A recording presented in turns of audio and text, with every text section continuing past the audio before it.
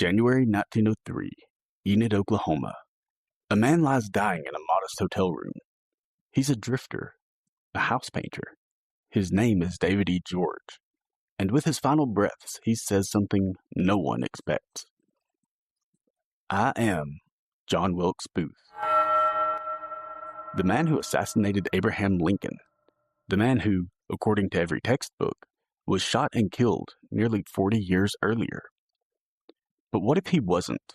What if Booth escaped that Virginia barn and lived under a dozen names, hiding in plain sight until the end? And what if the evidence to prove it was mummified? Thanks for listening to Legends May Live.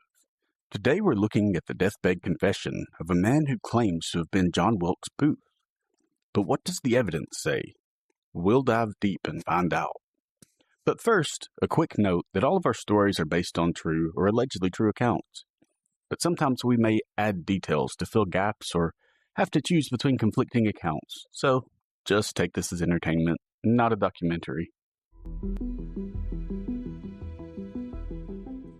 It's January 1903.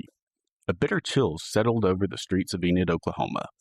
The kind of still cold that settles into your bones. In a rented room above an old drugstore, a man lies dying. His name, or at least the one that he gave, is David E. George. He's a house painter by trade and lives an utterly quiet and unremarkable life. He lives much like a drifter and mostly keeps to himself. No one really knew of any family or friends of David, but as far as anyone could tell, there were none. What he did have was secrets, and now, as the end closes in, one of them is clawing its way out. He had been found by hotel staff and brought to his room after he attempted to end his own life by ingesting strychnine. They did what they could, but there was no saving him. The Reverend was called and comes quickly to David's side. David's hands tremble, his breaths are short and ragged, and as the Reverend leans closer to offer last rites, George grabs his sleeve with surprising strength. Then, David George says something that stunned everyone. I am John Wilkes Booth. It's not the first time he's alluded to David being an alias. Locals had whispered for years that the quiet drifter was more than he appeared. Sometimes, after a few drinks, he would drop hints. He'd talk about secret escapes, about masks and aliases, and once he even claimed to be haunted by a man he killed. But now, in his final moments, the name falls from his lips. John Wilkes Booth, the man who assassinated President Abraham Lincoln nearly 4 decades earlier. According to history, Booth died in Virginia barn in 1865. Trapped by Union soldiers, he refused to surrender. They set the barn ablaze and a single gunshot rang out. He was dragged out from the flames, paralyzed and dying. Hours later, he was gone, buried in secret, case closed and done. But David George just reopened the case.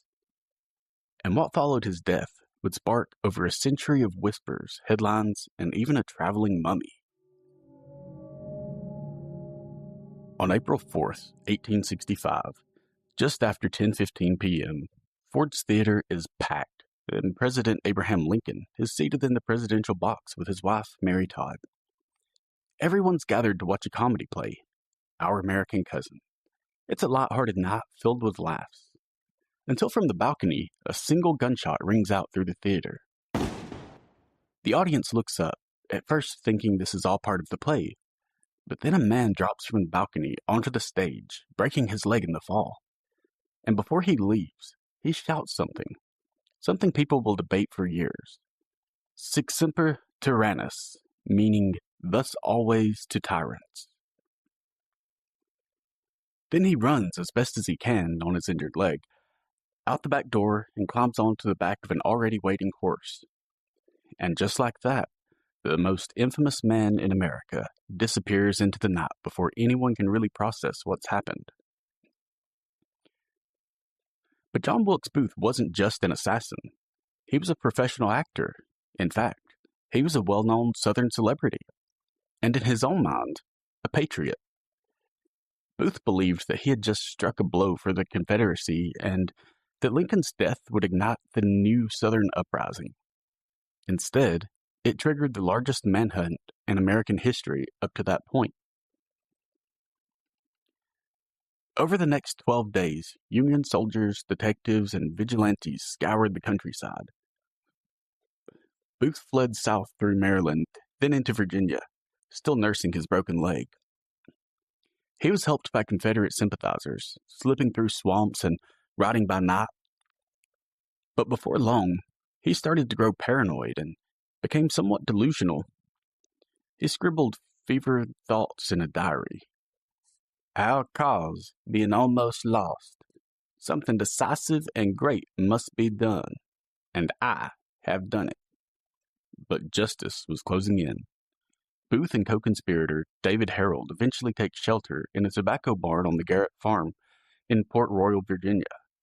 But Union troops would soon close in. When they arrived, the Union troops shouted for them to surrender, or that they would burn the barn down. Harold gives himself up, but Booth knows he's as good as dead if he goes out there. So rather than surrender to the noose, he continues to shelter inside the barn. And then, flames. The whole thing is starting to go up in flames.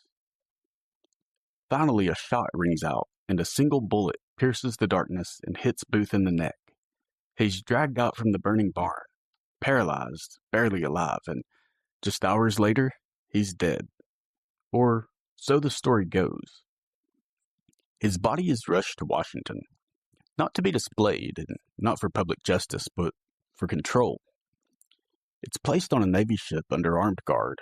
There's no public viewing, no photographs, no press, just a quick autopsy and a grave no one would visit. But years later, the corpse is quietly reburied in the Booth family plot in Baltimore. Still without fanfare, only a select few were allowed to see the body. And that's where the official story ends. John Wilkes Booth, dead at 26, the man who killed Lincoln, the traitor, the actor, the martyr of his own cause. Except, what if it wasn't him? What if the man lying in that burning barn wasn't John Wilkes Booth at all? Back to Enid, Oklahoma, January 1903. The man calling himself David E. George has died, alone in a borrowed bed above the Grand Avenue drugstore. But his final words are still echoing. I am John Wilkes Booth. At first, no one believes it. Why would the most wanted man in American history, the assassin of Abraham Lincoln, end up here in this forgotten western town painting houses and hiding in plain sight? But then the rumors start to stick. Two local men came forward. Reverend Enoch Harper, who administered George's last rites, and Finis L. Bates, a former Memphis lawyer who once knew a man named St. John Helen, a man who also claimed to be Booth. They both say the same thing. This isn't the first time David E. George has claimed that name. In fact, decades earlier, when he lived in Texas under the alias John St. Helen, this same man once fell seriously ill. Thinking death was near, he made a startling confession to Bates. He said, I am not who you think I am. I am John Wilkes Booth. He begged his lawyer to protect him, claimed the government had killed the wrong man, that he'd escaped through a burning barn, with help. And when St. Helen recovered, he tried to take it all back. He said it was just fevered nonsense. But Bates never forgot. Now, decades later, the same man dies in Enid, and makes the same confession. Bates rushes to Oklahoma. He identifies the body, and he quickly confirms, this is the man he knew as John St. Helen. This is, he said, John Wilkes Booth.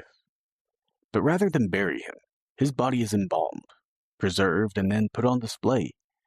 Displayed standing upright in a glass case, the embalmed corpse of David E. George becomes a sideshow attraction, a traveling exhibit known as The Man Who Killed Lincoln. He tours the country, appears in circus tents, dime museums, and roadside attractions.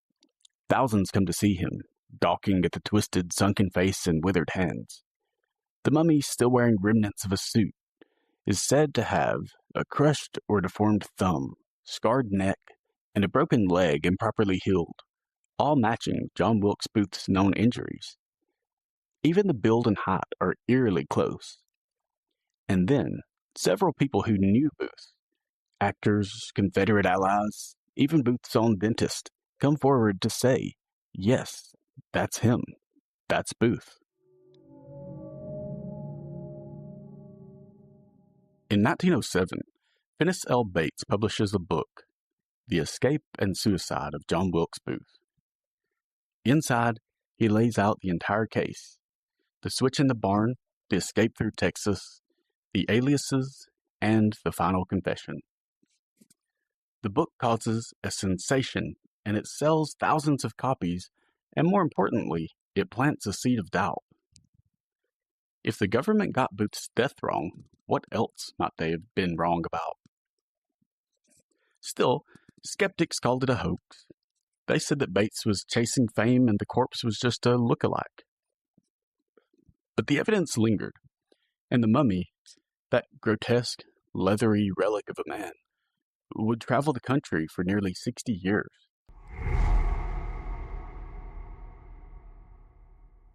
Back on April 26, 1865, after 12 days on the run, Union troops surrounded a weathered tobacco barn on the Garrett farm.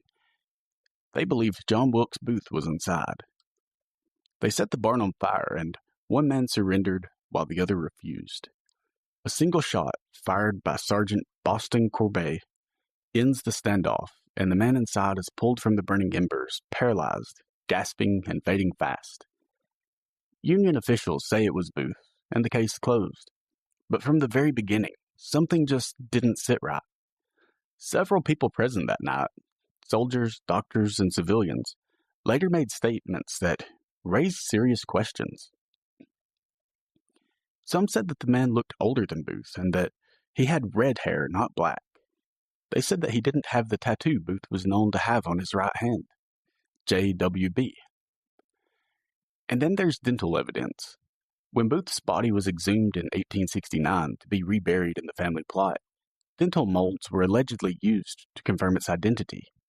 But those molds were never preserved, and no one can verify they existed at all. The entire process of Booth's death was cloaked in secrecy, with no public viewing, no official photograph of the corpse.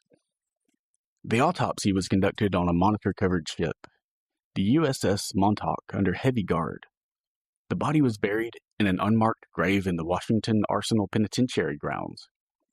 Even Booth's own mother and brother were not allowed to see the body at the time. Later, when the body was transferred to the family plot in Baltimore, only a handful of people were allowed to view the remains, and some of them said that the body that was exhumed was not Booth. One theory suggests that the man killed in the barn wasn't Booth at all, but James William Boyd.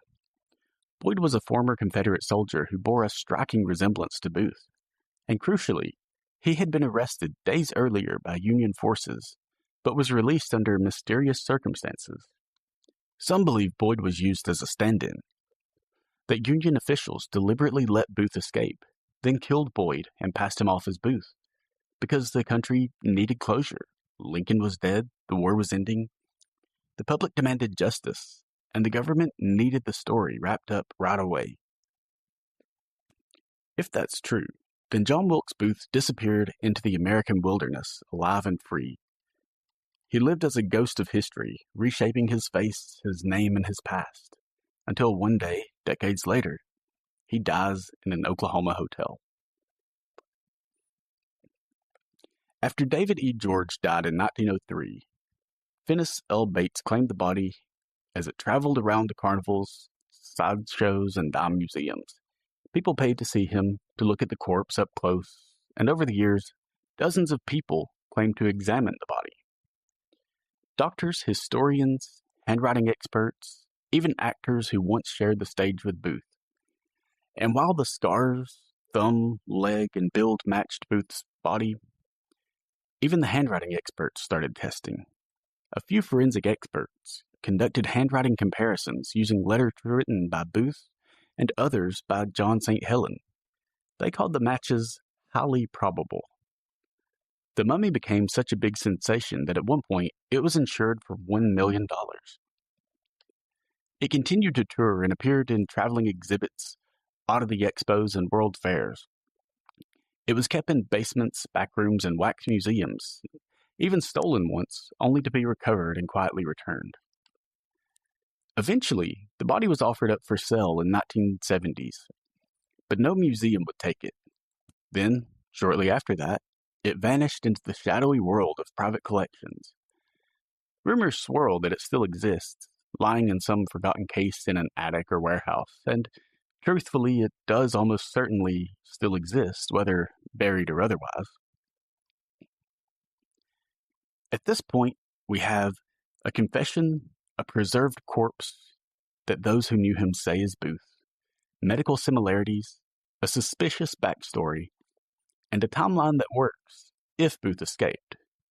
But no DNA, no final proof, just a mummy that haunted the American consciousness for decades, and a question that refuses to die. Who was the man in that case? Let's go back to the night of April 26, 1865. A barn burns in Port Royal. A man is shot. The country is told Booth is dead. But why was there no public display of the body? Why was the autopsy conducted under heavy military guard on a warship? Why was the body buried in secret, then quietly moved years later? Why were there no photographs, despite Booth being the most wanted man in American history? The country was still raw. Lincoln had just been assassinated. Tensions were still smoldering across the South. The public needed closure, and the government needed the clean story. A drawn-out trial, or worse, that the idea that Booth had escaped, could reignite rebellion. So they gave the people what they wanted: a dead villain and a closed case. It was neat, simple, and final, even if it wasn't entirely true. But was it true? Had John Wilkes Booth been killed? Some government officials privately expressed doubts, even back then. A Union intelligence officer named Lafayette Baker reportedly kept documents suggesting that Booth may have escaped. Some were stolen from his office before his sudden, mysterious death. His cousin later claimed he found a coded diary referencing Booth still alive years later after 1865. And then there's the strange inconsistencies in the burial records. They seem to show two different bodies were logged and exhumed during the post-war years. But anytime someone tried to push for a re-investigation, the answer was the same: no, let it go. In the 1990s, descendants of the Booth's family petitioned the government to exhume Booth's brother Edwin, whose remains are verified, so that they could do a DNA comparison with the man buried as Booth. The government firmly denied the request, saying that it would set a bad precedent. But if the story was airtight, and the body in the Booth family plot was truly John Wilkes Booth, why not confirm it? Why protect the myth that Booth really escaped that night in 1865? David E. George, or John St. Helen, or whoever he truly was, died alone in a dusty Oklahoma room in 1903. He didn't ask for attention. He didn't sell his story to newspapers or demand a crowd. He just whispered a name, as if he couldn't hold it any longer. A deathbed confession that history may have been rewritten by design.